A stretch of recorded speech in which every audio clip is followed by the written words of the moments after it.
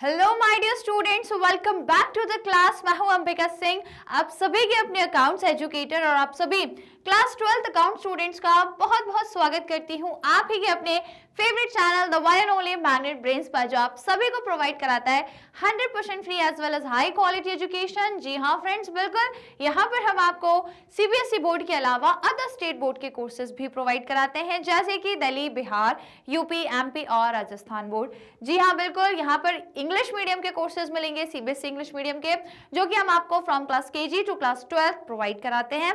और यदि हिंदी मीडियम के चाहिए तो भाई वो भी मिल जाएंगे, और वो भी कहाँ से, starting from class 6 to class 12 English medium के हिंदी मीडियम के कोर्सेज मिल जाएंगे, ठीक है। और इसके अलावा we are also providing you the facility of e books and e notes. तो यदि आप अवेल करके अपनी लर्निंग को और अच्छे से इंप्रूव करना चाहते हो, अपने कॉन्सेप्ट्स को और मजबूत करना चाहते हो, तो भाई बिल्कुल कर सकते हो। कैसे आपको अवेल करना है ई बुक्स और ई नोट्स, उसके लिए आपको नीचे डिस्क्रिप्शन बॉक्स में एक लिंक मिलेगा, उसको जाके क्लिक करना है, देन आप आराम से अवेल कर सकते हो और अपनी लर्निंग को और अच्छे से इंप्रूव कर सकते हो, ठीक है। और हाँ, यदि चैनल की बात करी जाए तो ये तो आप सभी जानते हैं कि इंडिया का number 1 free quality education provide करने वाला एकमात्र चैनल हमारा मैग्नेट ब्रेन्स, जो आप लोगों को भाई साहब कंप्लीट एजुकेशन प्रोवाइड करता है, वो भी बिना किसी चार्जेस, बिना किसी फीस और बिना किसी पेड सब्सक्रिप्शन के। बिल्कुल जी हाँ, यहाँ पर आपको हर एक सब्जेक्ट के, हर एक चैप्टर के, हर एक टॉपिक का डिटेल एक्सप्लेनेशन हम प्रोवाइड कराते हैं, और टॉपिक वाइज काफी सारे एक्सरसाइज के क्वेश्चन, एमसीक्यू, एजर्शन रीजन या फिर इंपॉर्टेंट क्वेश्चन, कुल मिलाकर के एक कंप्लीट पैकेज जिसमें पूरा सिलेबस आपका हम लोग कंप्लीट कराते हैं, स्टार्टिंग से लेकर लास्ट तक, ए से लेकर जेड तक सारी चीजें कवर होती हैं, लेकिन बिल्कुल फ्री ऑफ कॉस्ट में, ऑनलाइन मोड में। तो यदि आप भी घर बैठे बैठे ऑनलाइन एजुकेशन लेना चाहते हो, वो भी बिल्कुल मुफ्त में, तो बिल्कुल सही जगह पर आए हुए हो। बस यहाँ पे बने रहिएगा, जिसके लिए क्या करना है, चैनल को सब्सक्राइब करना है और आराम से अपना कंप्लीट कोर्स यहाँ से एक्सप्लोर करना है आपको, ठीक है। तो सभी स्टूडेंट्स को बोलूंगी जिसने अभी तक चैनल को नहीं सब्सक्राइब किया, भाई फटाफट से चैनल को सब्सक्राइब कर लीजिए, ताकि आप भी online education, online free education का बेनिफिट ले सके, ठीक है। तो उम्मीद करती हूँ आप सभी ने सब्सक्राइब कर दिया होगा, और आज के इस पर्टिकुलर सेशन को लाइक शेयर करना है, तो सभी स्टूडेंट्स को जल्दी से बोलूंगी लाइक एंड शेयर कर दो फटाफट से और जल्दी से, राइट। तो ओके, आई होप कि अब सबने लाइक शेयर सब्सक्राइब कर दिया। तो आइए फिर जल्दी से आज के सेशन को स्टार्ट करते हैं। तो फाइनली हम लोग आ चुके हैं अपना पहला टाइप ऑफ रेशो लेकर के आप लोगों के सामने, ठीक है। बहुत बेसब्री से इंतजार था ना इस चैप्टर का, और इस चैप्टर में भी रेशोज का कब पार्ट चालू होगा, तो हो गया भैया, लेकर आ गई हूं आज आपके लिए पहला टाइप ऑफ रेशो, जिसमें आज मैं इसका आपको पूरा कॉन्सेप्ट बताने वाली हूं, इसका मीनिंग, क्यों इसको हम कैलकुलेट करते हैं, इसका फॉर्मूला कैसे बनेगा, इवन इसके अलावा मैं आपको बताऊंगी कि इसका आइडियल रेशो क्या है, इसका ऑब्जेक्टिव क्या है, इसको हम क्यों निकाल रहे हैं, इससे हमको क्या फायदा होगा, ये तमाम चीजें आज हम इसके बारे में जानने वाले हैं, एंड देन आज जान लेंगे और फिर इसके हम क्वेश्चंस को भी सॉल्व करेंगे। Is it clear? So are you guys ready? आप सभी तैयार हैं? सभी ने लाइक शेयर कर दिया है क्या?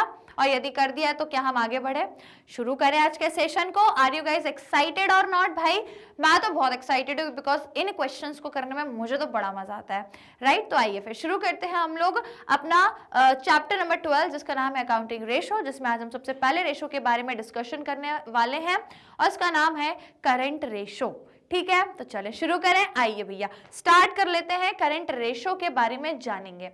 लेकिन उससे पहले मैं आपको बताती हूँ कि करंट रेशो किसका आप कह सकते हो सब टाइप है, किसका सब टाइप है। जो मेन 4 क्लासिफिकेशंस थे, क्या क्या, लिक्विडिटी, सॉल्वेंसी, एक्टिविटी या टर्नओवर और लास्ट प्रॉफिटेबिलिटी। तो हम शुरू कहाँ से करेंगे, लिक्विडिटी से ही करेंगे। तो सबसे पहला जो आपको पता है क्या है, आपका सबसे पहला लिक्विडिटी रेशो, या जिसको हम शॉर्ट टर्म सॉल्वेंसी रेशो भी कहते हैं, और लॉन्ग टर्म सॉल्वेंसी के लिए हम क्या निकालते हैं, सॉल्वेंसी रेशो, ठीक है। तो लिक्विडिटी आपका क्या है, शॉर्ट टर्म सॉल्वेंसी रेशो भी कहा जाता है।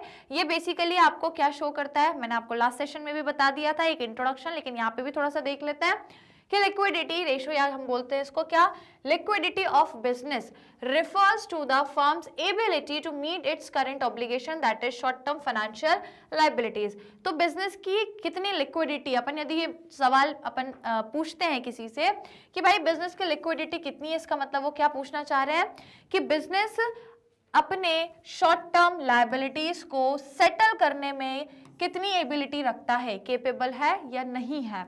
जैसे कि अपने क्रेडिटर्स को साल के अंदर अंदर में पे कर पा रहा है कि नहीं, साल के अंदर अंदर जो इंटरेस्ट पे करना है वो पे कर पाता है या नहीं, साल के अंदर अंदर की जितनी भी लायबिलिटीज है उनको पे कर रहा है, यानी that is called as liquidity of a business. Then liquidity ratio are those ratio which are computed to evaluate the capability of the entity to meet its short term liabilities। तो जो liquidity ratio होता है वो एक company की capability को show करता है कि वो अपने शॉर्ट टर्म लायबिलिटीज को पे ऑफ कर रहा है या नहीं कर रहा। Commonly use liquidity ratio are, तो हमें ये तो लिक्विडिटी हो गया, हमारे पास दो यूज होते हैं, मतलब दो चीजें होती है जिससे आप लिक्विडिटी रेशियो निकाल सकते हो। सबसे पहला करंट रेशो, दूसरा होता है आपके पास लिक्विड रेशो, क्विक रेशो या एसिड टेस्ट रेशो। ये तीनों एक ही चीज के नाम है, एक ही बच्चे के नाम तीन रख दिए हैं, है ना, क्या क्या, लिक्विड रेशो, क्विक रेशो या एसिड टेस्ट रेशो, राइट। तो आज हमारा विषय क्या है, आज का हमारा टॉपिक क्या है, इसको बाद में देखेंगे, सीक्वेंस में चलना है क्योंकि हमें। तो भाई साहब आज का हमारा टॉपिक मैं हाईलाइट कर देती हूँ बिल्कुल बढ़िया तरीके से। आज का टॉपिक है करंट रेशो। आज हमें ये डिस्कस करना है, क्या, करंट रेशो। इसका पूरा कॉन्सेप्ट आज हम डिस्कस करेंगे, ठीक है। तो आइए अब इसको हम लोग डिटेल में समझते हैं करंट रेशो को। चलिए, नाम से ही समझ आ रहा है, करंट रेशो मतलब कहीं ना कहीं बिजनेस के करंट चीजों के बारे में जो आपको रिलेशन बताया। और करंट चीजें क्या होती हैं, या तो करंट एसेट या करंट लायबिलिटी, ठीक है। तो जो भी एक ये मतलब जो करंट रेशो है, ये एक ऐसा रेशो है जो बिजनेस के करंट एसेट्स और करंट लायबिलिटीज के बारे में कुछ आपको रिलेशन बता रहा है, ठीक है। अब देखो करंट रेशो के यहाँ थोड़ा सा डेफिनेशन देख लेते हैं हम लोग। तो current ratio stabilises the relationship between current asset and current liability. तो करंट रेशियो हर बिजनेस के करंट एसेट और करंट लायबिलिटी के बीच में जो रिलेशन है वो बताता है। It is an indicator of whether the enterprise will able to meet its short term financial obligation as and when they become due for payment. तो ये बताएगा, अब जैसे आपको पता लग गया कि यार हमारे बिजनेस के करंट एसेट कितने और करंट लायबिलिटी कितनी है। करंट लायबिलिटी मतलब वो लायबिलिटी जो विद इन 12 मंथ्स में आपको पे करनी है। और लिक्विडिटी रेशो में हम पढ़ते ही हैं क्या, कि फर्म की ability to settle its short term liabilities, ठीक है। तो ये जो करंट लायबिलिटी है इसको पे ऑफ करने के लिए मैं ये चेक करूंगी कि मेरे पास करंट एसेट कितने हैं, क्योंकि मैं अपनी करंट लायबिलिटी को कैसे पे करूंगी, कैसे पे करूंगी भैया, मैं अपने बिजनेस के जो करंट लायबिलिटीज हैं उनको पे करना है यदि, या उनको सेटल करना है तो वो मैं अपने करंट एसेट से ही करूंगी। तो यही तो मुझे चेक करना है कि मैं अपनी करंट लायबिलिटीज को पे कर पाऊंगी जब मेरे पास करंट एसेट होंगे। तो वो रिलेशन ही तो मुझे देखना है कि मेरे कितने लायबिलिटी हैं, करंट लायबिलिटी, सो दैट मैं उनको पे कर पाऊं, मेरे पास कितनी करंट एसेट्स हैं। तो ये दोनों रिलेशन यदि देख रहे हैं, ये फाइंड करने के लिए कि क्या मैं अपनी करंट लायबिलिटीज को सेटल कर सकती हूँ, क्या मेरे पास इतने करंट एसेट्स हैं, तो यही रिलेशन यदि देख रहे हैं तो उसको हम करंट रेशो बोलते हैं, राइट। अब देखो कंप्यूटेशन कैसे होगा, इसका फॉर्मूला देखो, अब रटो मत, बिल्कुल जरूरत नहीं है रटने की, फॉर्मूला सिंपल सा है। करंट रेशो निकालना है तो दो चीजें चाहिए करंट की, क्या, एक करंट एसेट, दूसरा करंट लायबिलिटी। तो बस यही करना है, कुछ नहीं करना। करंट रेशो निकालना है, current assets divided by current liabilities, that's it. इसमें कुछ रटने लायक ही नहीं है। करंट रेशो निकालना है तो करंट एसेट अपन करंट लायबिलिटी, और कोई चीज होती है क्या, करंट की नहीं होती, बस यही दो चीजें हैं। तो बस current asset divide by current liability. और यदि मैं इसका एक्सप्रेशन पूछूं तो इसको हम हमेशा ना रेशो में एक्सप्रेस करते हैं। देखो हर रेशो को एक्सप्रेस करने का अलग अलग तरीका है और आपको ये ध्यान रखना पड़ेगा कौन सा रेशो किस फॉर्म में एक्सप्रेस होता है। तो यदि करंट रेशो निकाल रहे हो तो हमेशा इसको प्योर रेशो के फॉर्म में ही एक्सप्रेस करना। प्योर रेशो मतलब 2:1, 3:1, 4:2 likewise, ठीक है। Now it should be noted that current ratio is calculated as at particular date and not for a particular period। तो हमेशा याद रखना, क्योंकि आपको पता ही है कि जो करंट एसेट और जो करंट लायबिलिटी होते हैं कहाँ से होते हैं, कहाँ से लेके आते हैं इनको, कहाँ से पकड़ के लाते हैं, बैलेंस शीट से पकड़ के लाते हैं ना। और बैलेंस शीट हमेशा काहे की होती है, एक दिन की होती है बस, ठीक है। तो ये एक दिन की है बैलेंस शीट, और बैलेंस शीट के जो आइटम्स हैं वो उससे यूज करके जो आप रेशो निकाल रहे हो, तो वो रेशो भी जो होगा ना आपका कैलकुलेट, वो भी एक पर्टिकुलर दिन के बेसिस पे होगा, पूरे ईयर के बेसिस पे नहीं होगा, पर्टिकुलर अकाउंटिंग पीरियड के बेसिस पे नहीं बताओगे, एक पर्टिकुलर दिन के बेसिस पे करंट रेशो होता है, क्योंकि करंट रेशो में जो आइटम्स इन्वॉल्व हैं वो बैलेंस शीट के होते हैं और बैलेंस शीट खुद ही एक दिन की होती है। तो इसके जो बेसिस पे आइटम्स लिए, उस बेसिस पे जो रेशो निकाला, तो वो रेशो भी आपके पर्टिकुलर डेट का होगा, ना कि पूरे पीरियड का होगा। ठीक है भाई साहब, बिल्कुल कॉमन सेंस वाली बात है इसमें। ठीक है, right, now let's move ahead. अब आ जाइए, मैंने तो बोल दिया कि करंट रेशो में क्या लेना है, current assets upon current liability. अब आप मुझे ये बता दो करंट एसेट्स क्या है, कौन कौन से हैं, और करंट लायबिलिटीज कौन कौन सी है। तो आइए थोड़ा सा देख लेते हैं। तो पहली बात तो करंट एसेट की यदि आप मुझे डेफिनेशन बताओगे तो क्या होती है भैया, करंट एसेट मतलब वो एसेट जो आपको with in 12 months he benefit देंगे, बस 12 महीने के अंदर अंदर ही बेनिफिट देंगे, उससे ज्यादा नहीं देंगे, 12 महीने के अंदर अंदर ही आपके पास टिकेंगे।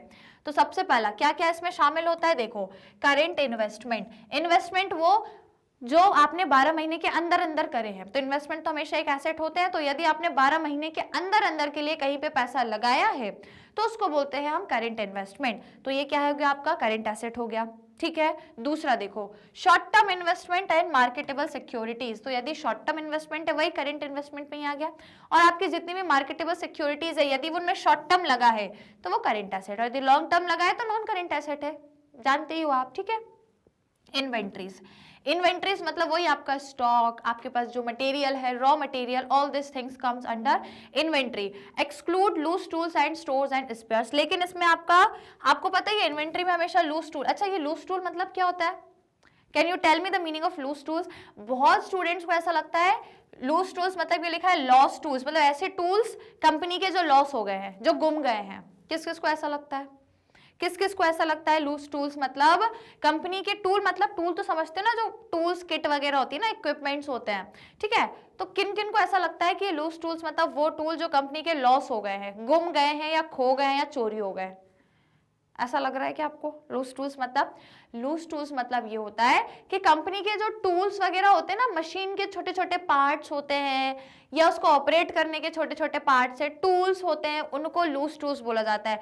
तो लूज टूल्स मतलब टूल्स है, जैसे कि अब ये एक है, ये हो सकता है मशीन में कोई टूल वूल का काम कर रहे हैं, चाहे ये स्क्रू वगैरह जो होते हैं ना, अभी उतना नॉलेज तो मुझे नहीं है, बट ये जो होते हैं ना टूल्स, छोटे मोटे कंपनी में जो इक्विपमेंट्स यूज हो रहे हैं, ये सारी चीजें, इनको लूज टूल्स बोलते हैं। तो कभी कंफ्यूज मत होना, ये लूज वो नहीं है कि जहाँ पे टूल्स लॉस हो गए, लॉस वॉस नहीं है, ये लूज टूल्स मतलब जो टूल्स इक्विपमेंट्स कंपनी में यूज होते हैं, छोटे मोटे होते हैं आपके। ठीक है, और स्पेयर पार्ट्स या स्टोर्स मतलब जो आपके छोटे मोटी इक्विपमेंट्स हैं, मशीन्स के कोई पार्ट है, राइट, इन सबको बोलते हैं हम क्या, टूल्स, स्टोर्स एंड स्पेयर्स। तो अब इनको इन्वेंट्री में वैसे तो हम शामिल करते थे, बैलेंस शीट में हमेशा याद है, इन्वेंट्री के अंदर हम ये भी लिखते हैं, लेकिन यहाँ पे करंट एसेट में इन्वेंट्री में आप ये इंक्लूड नहीं करोगे, इसको एक्सक्लूड करोगे, इसको नहीं इंक्लूड करना है। व्हाट इज द रीजन, क्यों नहीं इंक्लूड करना है, क्योंकि ये जो लूज टूल्स और स्पेयर पार्ट्स है ना, ये एक साल के अंदर अंदर नहीं रहते, ये 2-2, 3-3, 4-4 साल चलते हैं। हाँ, जब टूट फूट जाते हैं,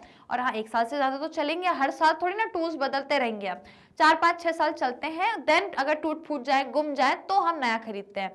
तो ये वो चीजें हैं जो एक साल से ज्यादा है बिजनेस के पास, इसीलिए हम इसको नहीं शामिल करेंगे, क्योंकि करंट एसेट में केवल वही चीज लेनी है जो बिजनेस के पास केवल एक साल के लिए है बस, राइट। तो इन्वेंट्री में सारी चीजें ले लोगे, लेकिन ये टूल्स, स्पेयर और स्टोर्स, ये इक्विपमेंट्स हैं छोटे छोटे जो बिजनेस के पास जरूरी नहीं है एक साल के लिए चले, एक साल से ज्यादा भी चल सकते हैं, दैट इज वाई इनको शामिल नहीं करना है।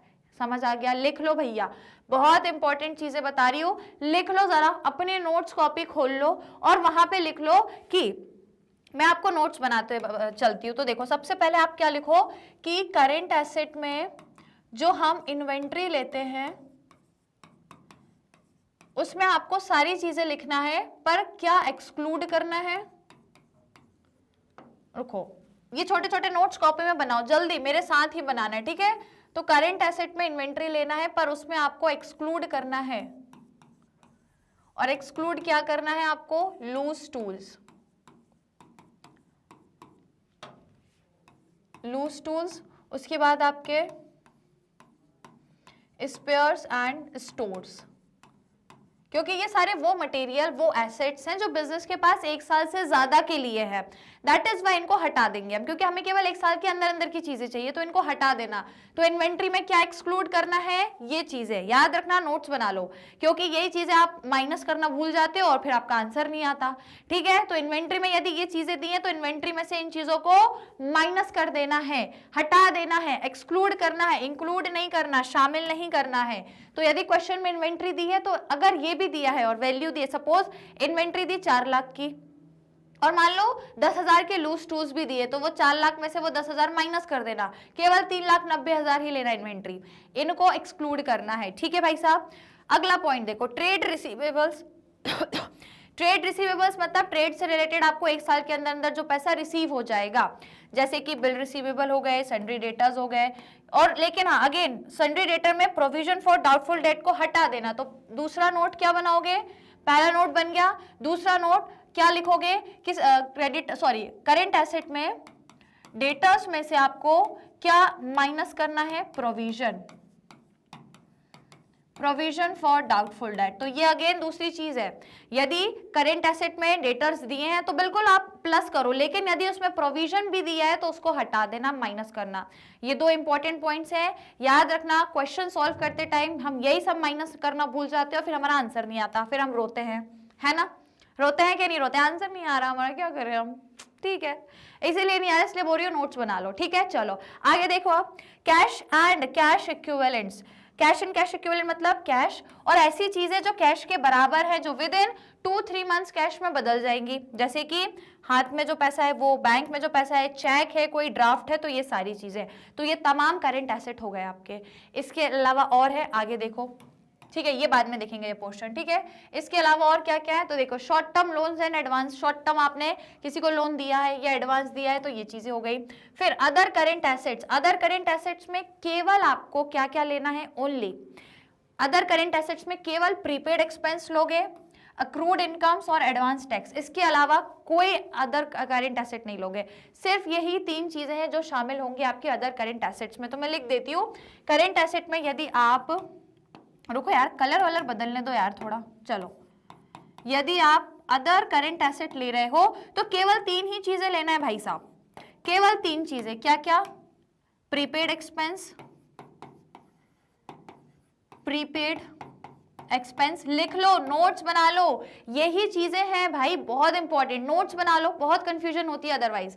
तो करेंट एसेट में आपको, अदर करेंट एसेट में केवल प्रीपेड एक्सपेंस लेना है, उसके बाद अक्रूड इनकम्स, अक्रूड इनकम, देखो प्रीपेड एक्सपेंस ऐसा खर्चा जो आपने एडवांस में दे दिया, ये एक आपका एसेट हो गया। अक्रूड इनकम वो इनकम जो आपने कमा ली पर रिसीव नहीं हुई, लेकिन 12 महीने के अंदर अंदर रिसीव हो जाएगी, हम ऐसा सोच के चलते हैं। और प्रीपेड एक्सपेंस हम ये सोच के चलते हैं कि 12 महीने के अंदर अंदर की खर्चे जो हमने एडवांस में पे कर दिए, तो इसको ले लेंगे। एक्रूड इनकम वो इनकम जो कमा ली पर अभी रिसीव नहीं हुई, लेकिन हम ये सोचते हैं 12 महीने के अंदर अंदर हो जाएगी, इसलिए करेंट एसेट में ले रहे हैं। और एडवांस टैक्स, क्योंकि टैक्स हर साल पे करते हैं, तो यदि वो एडवांस टैक्स है तो वो 12 महीने के अंदर अंदर वो भी यूटिलाइज हो जाएगा। तो ये तीनों चीजें इसलिए ले रहे हैं हम लोग अदर करेंट एसेट में, बिकॉज ये सब 12 महीने के अंदर अंदर आपकी हो जाएंगी सेट।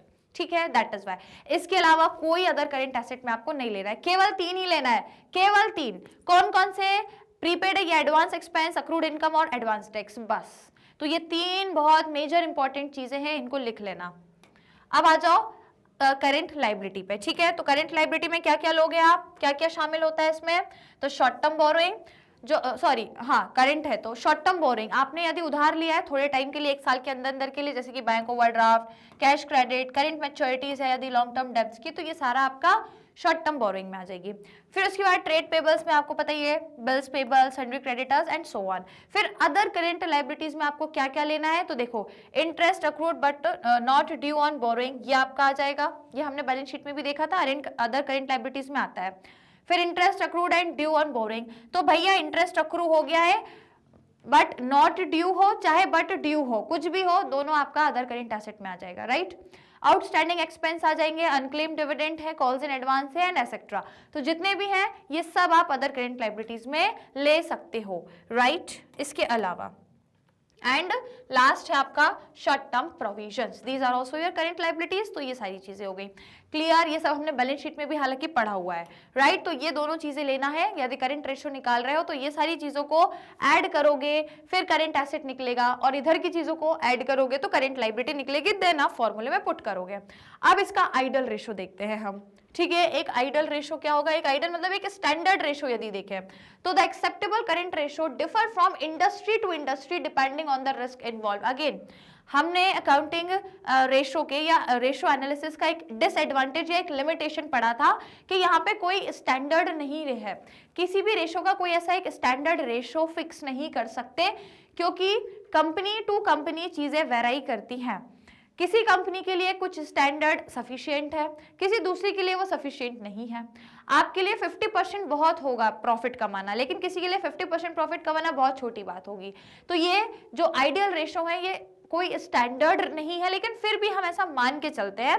लेकिन अगेन ये वेराई करेंगे, ये डिफर हो सकते हैं इंडस्ट्री टू इंडस्ट्री, ठीक है। नाउ फिर भी however generally accepted standard of current ratio, लेकिन फिर भी हमने एक जनरली एक स्टैंडर्ड बना दिया है। अगेन ऐसा कोई हार्ड एंड फास्ट रूल नहीं है, बट फिर भी हमने बना दिया है एक ऐसा कि जो करंट रेशो है उसका एक आइडल रेशो हमेशा 2:1 होना चाहिए। याद रखना, बहुत इंपॉर्टेंट ये चीज है कि करंट रेशो का आइडल रेशो हमेशा 2:1 होना चाहिए। मतलब क्या हुआ, what is the meaning of it, कि यदि मैं बोल रही हूँ करंट रेशो, यदि मैं निकाल रही हूँ करंट रेशो, मैं बोल रही हूँ उसका मतलब current asset upon current liability, तो आइडल रेशो 2:1 मतलब 2:1 होना चाहिए। मतलब हमेशा इस तरीके से चलो कि आपके करंट एसेट हमेशा डबल हो और आपकी करंट लायबिलिटी उससे आधी हो, ठीक है। और हर फर्म यही चाहेगा ना यार कि हमारे पास एसेट ज्यादा हो और हमारी लायबिलिटी कम हो। तो आपका जो आइडल या जो एक स्टैंडर्ड रेशो है वो क्या है कि आपके हमेशा जो एसेट्स है वो डबल होनी चाहिए as compare to your liabilities. Is it clear? Important चीजें हैं ये सब आपके लिए, बहुत ज्यादा इंपॉर्टेंट है, आगे तक भी बहुत काम आएगा। और आप ग्रेजुएशन करोगे ना, पोस्ट ग्रेजुएशन करोगे, ये रेशोज आपको वहां पे भी पढ़ने पड़ेंगे। आप बीकॉम कर लोगे, जो भी करोगे, ये सारी चीजें आपको वहां भी काम आएंगी, ठीक है, right. Now let's move ahead. If the current ratio is 2 और मोर देन 2, तो यदि आपका करेंट रेशो 2 या 2 से ज्यादा है, इसका मतलब जो फर्म है वो एडुकेटली लिक्विड है and shall be able to meet its current financial obligation, ठीक है। तो यदि आपका जो करेंट रेशो है वो 2 या 2 से ज्यादा आ रहा है, मतलब जो हमने यहाँ देखा 2:1 या उससे ज्यादा भी आ रहा है, तो आपको खुश होने की जरूरत है। खुश होने की जरूरत इसलिए कि आप ये बोलोगे कि हमारी जो फर्म है वो शॉर्ट टर्म लायबिलिटी को फुलफिल करने के लिए एबल है। क्यों है? क्योंकि हमारे पास करेंट एसेट्स ज्यादा है। और आपको पता है कि हमेशा कंपनी जो अपने करेंट लायबिलिटी है इसको काय से पे करती है? अपने करेंट एसेट से पे करती है ना। तो यदि कंपनी के जो करंट रेशो है वो ज्यादा आ रहा है, या तो 2 है तो ठीक है भैया, ये डबल है और ये आधी है उससे, तो आराम से पे हो जाएगा। और यदि इससे ज्यादा भी है तो भी अच्छी बात है कि हम अपनी करंट लायबिलिटी अपने करंट एसेट से आराम से पे कर पाएंगे। तो ये एक अच्छी बात है कि यदि 2 या 2 से ज्यादा है तो फर्म के पास बहुत लिक्विडिटी है, मतलब बहुत पैसा है, बहुत करंट एसेट है जिससे वो अपनी करंट लायबिलिटी को पे कर सकती है। लेकिन यदि ये 2 या 2 से कम है, 2 तो है ठीक है, लेकिन यदि 2 से कम है, 2 से कम है, तो इसका मतलब फर्म जो है वो कहीं ना कहीं डिफिकल्टी फेस कर सकती है अपनी करंट लायबिलिटीज को फुलफिल करने के लिए। क्यों? क्योंकि उसके पास उतने एसेट्स नहीं है as compare to its current liability, right. तो कहीं ना कहीं डिफिकल्टी फेस करनी पड़ सकती है। Is it clear? तो आइडल रेशो क्या है? 2:1 याद रखना, और इसका कारण कम ज्यादा होने का याद रखना। यदि ज्यादा है तो ठीक है, आराम से पे कर देगी, लेकिन यदि कम है तो डिफिकल्टी आएगी पे करने में, क्योंकि as compare to current liability current asset उतने नहीं है, ठीक है। अब आगे आ जाओ। आगे है, अब एक और चीज है, एक और कंडीशन है, हाई करंट रेशो। अब जैसे बहुत हाई करंट रेशो हो गया, हाई करंट रेशो मतलब कि आपके एसेट बहुत होए और आपकी लायबिलिटी उतनी नहीं है, राइट। आपके जो करंट एसेट है वो ज्यादा है, बहुत ज्यादा है, हाई करंट एसेट है as compare to your current liability. तो इसका क्या मतलब हो गया कि यदि हाई करंट रेशो है मतलब बेटर लिक्विडिटी पोजीशन, बहुत ही ज्यादा बेटर, कुछ ज्यादा ही लिक्विडिटी अब आपके यहाँ। हाई करंट रेशो मतलब बहुत ही ज्यादा लिक्विडिटी है, बहुत सारे करंट एसेट है, कोई दिक्कत वाली बात ही नहीं है, बहुत करंट एसेट है, ठीक है। लेकिन भाई साहब ज्यादा खुश मत हो, ठीक है। क्यों? क्योंकि but a very high current ratio means poor management.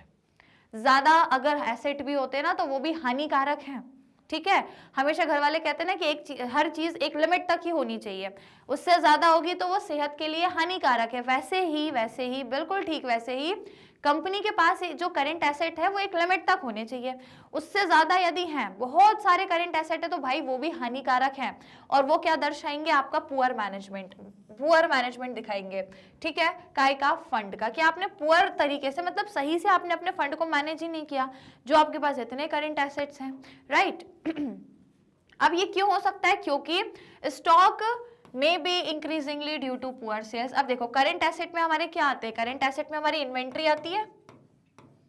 अब आपके पास बहुत इन्वेंट्री है, आप कह रहे हो हमारे पास मैडम बहुत इन्वेंट्री है, कोई कमी नहीं है हमारे पास स्टॉक की, तो इसका क्या मतलब है कि आपके स्टॉक बिक नहीं रहे हैं, आपकी इन्वेंट्री बिक नहीं रही है, इसलिए तो आपके पास इतनी सारी इन्वेंट्री है, और यदि बिक रही होती तो आपकी इतनी इन्वेंट्री नहीं होती। ठीक है, तो यदि आपके पास बहुत ज्यादा स्टॉक है इसका मतलब पुअर सेल्स, आपने सही तरीके से सेलिंग ही नहीं कर पाए, यही कारण है कि आपके पास जो इन्वेंट्री या जो स्टॉक है वो बहुत सारा है। और अगेन इन्वेंट्री स्टॉक काय में आता है, करंट एसेट में ही तो आता है। ठीक है, तो यदि बहुत सारी इन्वेंट्री स्टॉक है मतलब आपने उसको सही से यूटिलाइज ही नहीं करा और आपकी पुअर सेल्स हुई, आपने उसको सेल ही नहीं कर पाया, इसलिए इतना इकट्ठा हो गया आपके पास आपका स्टॉक, राइट, पहला कारण। दूसरा क्या है भैया, हाई ट्रेड रिसीवेबल्स। अब देखो ट्रेड रिसीवेबल्स भी करंट एसेट में आते हैं। ठीक है, ट्रेड रिसीवेबल्स जो है आपके, ये भी काय में आते हैं, आपके करंट एसेट्स में आते हैं। तो यदि आपके पास बहुत सारे ट्रेड रिसीवेबल्स है, मतलब बहुत सारे लोगों से आपको पैसा लेना है, इसका मतलब क्या है कि आप टाइम से पैसा भी नहीं ले पाते, आप अपना जो क्रेडिट दिया है, लोगों को उधार दिया है, वो क्रेडिट कलेक्शन ही नहीं कर पा रहे हो ढंग तरीके से। ठीक है, तो हाई ट्रेड रिसीवेबल्स यदि इसका मतलब पुअर कलेक्शन और एक्सटेंडेड क्रेडिट पीरियड, मतलब या तो आप एक साल के अंदर अंदर अपना जो क्रेडिट आपने दिया है लोगों को वो आप ले ही नहीं रहे, क्रेडिट कलेक्शन ही नहीं कर पा रहे हो, आप पुअर मैनेजमेंट हो भैया आपका, क्योंकि ट्रेड रिसीवेबल्स एक साल के अंदर अंदर आपको ले लेना चाहिए, पैसा आपको मिल जाना चाहिए, पर आपका पुअर मैनेजमेंट है वो कलेक्शन ही नहीं कर पा रहा है, इसलिए यही कारण है कि आपके ट्रेड रिसीवेबल्स बहुत सारे हैं, आपके पास बहुत लोगों से पैसा लेना है आपको, पर आप ले ही नहीं पा रहे हो। और दूसरा कारण एक और क्या दिया है, क्रेडिट पीरियड एक्सटेंशन कर दिया आपने। सपोज ये ट्रेड रिसीवेबल्स 12 महीने के अंदर अंदर आपको पैसा मिल जाना चाहिए, पर आपको नहीं मिला, आपने उसको 18 महीने पर पोस्टपोन कर दिया कि चलो ठीक है 18वें महीने में दे देना, या और पोस्टपोन कर दिया 20 महीने कर दिए, एंड सो ऑन। तो ये क्या हो गया कि यार एक तो आप कलेक्शन नहीं कर पा रहे हो क्रेडिट का, ऊपर से आप एक्सटेंड और करोगे, चलो ठीक है इस साल पैसा नहीं दे रहे अगले साल देना, भाई ऐसा नहीं चलता, ये पुअर मैनेजमेंट का एक साइन है। ठीक है, तीसरा, cash and bank balance are lying idle because of poor cash management. अब आपने बोला कि यार हमारे जो तीसरा करंट एसेट है कैश, वो हमारे पास बहुत है, और जो चौथा है हमारा बैंक, वो भी हमारे पास बहुत है, भैया बहुत पैसा है, बहुत कैश है, बहुत बैंक है, बहुत बैंक में बैलेंस है। ठीक है, बहुत कैश बैलेंस है और बैंक बैलेंस है, इसका मतलब क्या है, आपका सही कैश मैनेजमेंट ही नहीं है, क्योंकि यदि होता तो आप कैश कहीं अच्छी जगह इन्वेस्ट कर चुके होते, बैंक का पैसा आपका अच्छी जगह इन्वेस्ट हो गया होता और आपका कहीं ना कहीं से चीजों में आगे आने वाले टाइम में आपको प्रॉफिट होता, राइट। अब आपके पास बहुत सारा पैसा है, आप उसको सही से इन्वेस्ट नहीं कर रहे हो, ये सब निशानी है किस चीज की, पुअर मैनेजमेंट की। तो ज्यादा करंट एसेट होना भी सेहत के लिए, मतलब कंपनी के लिए हानिकारक है ना। आप करंट एसेट में बोला इन्वेंट्री बहुत है, ट्रेड रिसीवेबल बहुत है, कैश बहुत है, बैंक बहुत है, तो भैया क्यों है बहुत, क्योंकि इन्वेंट्री के आप अच्छे से सेल्स नहीं कर पाए, ट्रेड रिसीवेबल पे पैसा कलेक्ट नहीं कर पाए आप, और आपने टाइम पीरियड और बढ़ा दिया। तीसरा, कैश आपके पास बहुत है, बैंक बैलेंस बहुत है, आप सही से उसको इन्वेस्ट नहीं कर पाए, इन्वेस्टमेंट आपने प्रोजेक्ट्स नहीं सर्च करे, कहाँ पैसा खर्च करके कैसे प्रॉफिट कमाएं ये आप प्लानिंग ही नहीं कर पाए, that all shows your poor management. इसीलिए ज्यादा करंट एसेट्स का होना भी सही नहीं है, इसलिए यदि हाई करंट रेशो है तो this is also shows the poor management of your company. Clear, कोई दिक्कत कोई समस्या? तो सभी को समझ में आया? तो भाई साहब क्या हमने यहाँ से क्या सीखा कि यदि हाई करंट रेशो है तो ये भी सही नहीं है, ठीक है, ये भी सही नहीं है। तो अगर आपको इसका स्क्रीनशॉट लेना है आप ले सकते हैं, फिर हम आगे बढ़ते हैं, अगला देखते हैं। डन, ले लिया भाई साहब सभी ने स्क्रीनशॉट? चलो तो फिर अब आगे देखते हैं, आगे हमारे पास क्या क्या चीजें हैं करंट रेशो के बारे में। अब दिया है लो करंट रेशो, अगर लो करंट रेशो, अब हाई का तो देख लिया भैया वो पुअर मैनेजमेंट शो कर रहा है, लेकिन यदि लो करंट रेशो है तो क्या, तो यदि अगर लो करंट रेशो है तो maybe due to inadequate investment in current asset. ठीक है। तो अगर आपका लो करेंट रेशो है, मतलब आपके पास एसेट्स कम है as compared to your liability, that means ये आपका इनएडिक्वेट इन्वेस्टमेंट शो करेगा इन करेंट एसेट में, विच में result in low liquidity and be a threat to short term solvency. तो मतलब आपके पास शॉर्ट टर्म सॉल्वेंसी ही नहीं है, आपके पास इतने करेंट एसेट ही नहीं है कि आप अपने करेंट लाइबिलिटीज को टाइम टू टाइम फुलफिल करो, मतलब टाइम टू टाइम सेटल कर पाओ, ये एबिलिटी ही नहीं है, क्योंकि आपके पास करेंट एसेट्स ही ज्यादा नहीं है। तो देखा जाए तो भैया जो करेंट रेशियो है वो ना तो बहुत ज्यादा होना चाहिए ना बहुत कम होना चाहिए, हर चीज एक लिमिट में होनी चाहिए। इसीलिए ये कहावत है, हर चीज एक लिमिट में होनी चाहिए। किसी भी चीज की अति और किसी भी चीज की कमी दोनों ही अच्छी नहीं होती, है ना। किसी भी चीज की अति नहीं होनी चाहिए और किसी भी चीज की कमी नहीं होनी चाहिए, हर चीज की एक लिमिट होनी चाहिए। ये चीज हर जगह फॉलो हो रही है भैया, अपने अकाउंट्स में भी फॉलो हो रही है कि यदि करेंट रेशो देखे तो बहुत हाई या बहुत लो नहीं होना चाहिए, क्योंकि ये दोनों ही क्या है आपके लिए डिसएडवांटेजेस है, डिसएडवांटेजियस है। बहुत ज्यादा भी होगा तो भी नुकसानदायक है, बहुत कम भी होगा तो भी नुकसानदायक है। तो हर चीज एक लिमिट और एक पर्याप्त मात्रा में होनी चाहिए। तो करेंट रेशो की एक पर्याप्त मात्रा क्या है या एक आइडियल रेशो क्या है, 2:1। क्लियर हो गया, कोई दिक्कत, किसी भी प्रकार की कोई समस्या? ठीक है भाई साहब, तो ये आइडियल रेशो। अब जरा लाइक शेयर करो फटाफट से, फिर अपन आगे बढ़ते हैं, और भी बहुत कुछ पढ़ना अपन को इसके बारे में, लेकिन पहले लाइक एंड शेयर जल्दी से भाई, क्विकली, फास्ट एंड फास्ट। चलो अब आ जाओ इसके ऑब्जेक्टिव और सिग्निफिकेंस। अच्छा चलो, ऑब्जेक्टिव एंड सिग्निफिकेंस तो मैं बताऊंगी, लेकिन उससे पहले एक चीज और बताती हूँ। मैंने आपको यहाँ फॉर्मूला बता ही दिया था, करेंट एसेट जो करेंट रेशियो जो होता है उसको निकालते current asset upon current liability से। अब कई बार ना आपको क्वेश्चन में वर्किंग कैपिटल भी दी हुई होती है। कहाँ बताऊं, देखो यहाँ, इसको थोड़ा ऊपर शिफ्ट कर दो, यहाँ बताती हूँ। तो देखो बेटा, होता क्या है कि कई बार ना आपको क्वेश्चन में वर्किंग कैपिटल दी हुई होती है। Now what do you mean by working capital, anybody knows? Comments में बताओ जरा जल्दी से। देखो वर्किंग और कैपिटल, कैपिटल मतलब वो अमाउंट, वो पैसा जो बिजनेस को चलाने में लग रहा है, और वर्किंग, वर्किंग मतलब डे टू डे एक्टिविटी के लिए जो बिजनेस को पैसा चाहिए उसको वर्किंग कैपिटल कहते हैं। डे टू डे एक्टिविटी कैसी हो गई, हर महीने का रेंट देना, हर महीने सैलरी देना, हर दिन वेजेस देना, और उसके अलावा इंटरेस्ट देना हर महीने यदि दे रहे हो तो ये क्या है, हर महीने का खर्चा है आपका। तो ये day to day monthly basis के छोटे मोटे खर्चों के लिए जो बिजनेस को पैसा चाहिए उसे कहते हैं हम वर्किंग कैपिटल। ठीक है, तो कई बार अब जैसे कि आपको करंट रेशियो निकालने के लिए करंट एसेट और करंट लायबिलिटी चाहिए, क्वेश्चन में हो सकता है करंट एसेट दिया हो करंट लायबिलिटी नहीं दी हो, करंट लायबिलिटी दिया हो करंट एसेट नहीं दिया, तो उस केस में ना वर्किंग कैपिटल दिया होता है। वर्किंग कैपिटल का फॉर्मूला होता है आपका current assets minus current liability. क्या होता है, current asset minus current liability, right. अब यदि क्वेश्चन में आपको फॉर एग्जाम्पल करंट रेशो के लिए फाइंड करना है आपको करंट रेशो, और आपको यदि करंट लायबिलिटी नहीं दी तो आप अलग अलग फॉर्मूले से इसको निकाल सकते हो इक्वेशंस बना के। जैसे कि फॉर एग्जांपल करंट एसेट दिया है आपको, तो करंट एसेट ले लो, या सपोज करो आपको करंट लायबिलिटी नहीं दी, करंट एसेट नहीं दिया, कोई भी एक चीज मिसिंग है लेकिन वर्किंग कैपिटल दी है, तो आप इसको आराम से निकाल सकते हो। जैसे कि फॉर एग्जांपल करंट एसेट नहीं दिया तो करंट एसेट ले लोगे, जिसमें क्या करोगे working capital plus current liability, इस तरीके से निकाल सकते हो। और यदि करंट लायबिलिटी निकालनी है तो क्या करोगे, current asset minus working capital.